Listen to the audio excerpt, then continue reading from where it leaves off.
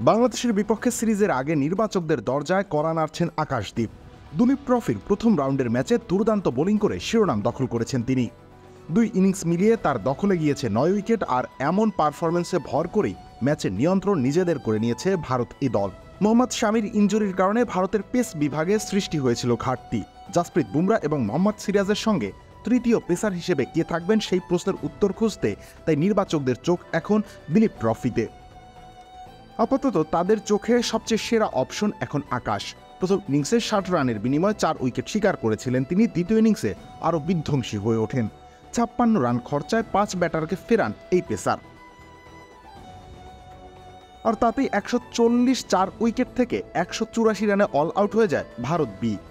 Form বিবেচনায় তার চেয়ে এগিয়ে নেই আর কেউই। তাছাড়া ইংল্যান্ডের বিপক্ষে ক্যারিয়ারের একমাত্র টেস্টে দারুণ পারফরমেন্স করেছিলেন তিনি। খামেরা তো দাগ হয় কিভাবে? এই যে ভাবি, দাগও যাবে রাগও যাবে, নিন চাকা সুপার হোয়াইট।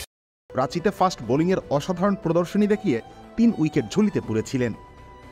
দুলীপ ট্রফির বাকি অংশে এই ধারাবাহিকতা ধরে রাখতে পারলে টাইগারদের বিপক্ষে দেখা যাবে তাকে।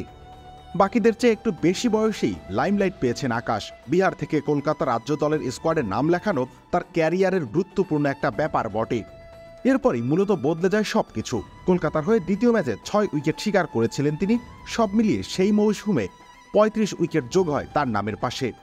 কঠিন পরিশ্রম আর একাগ্রতা এই উদীয়মান তারকার সবচেয়ে বড় শক্তির জায়গা। সেজন্যই দেরিতে প্রস্ফুটিত হয়েও দ্রুততম সময়ের মধ্যেই নিজেকে টিম ইন্ডিয়ার ফ্রন্টলাইন পেসার হিসেবে প্রতিষ্ঠিত করেছেন। এখন পায়ের নিচের মাটি শক্ত করার পালা। রবিউল ইসলাম রনি, খেলা ৭১।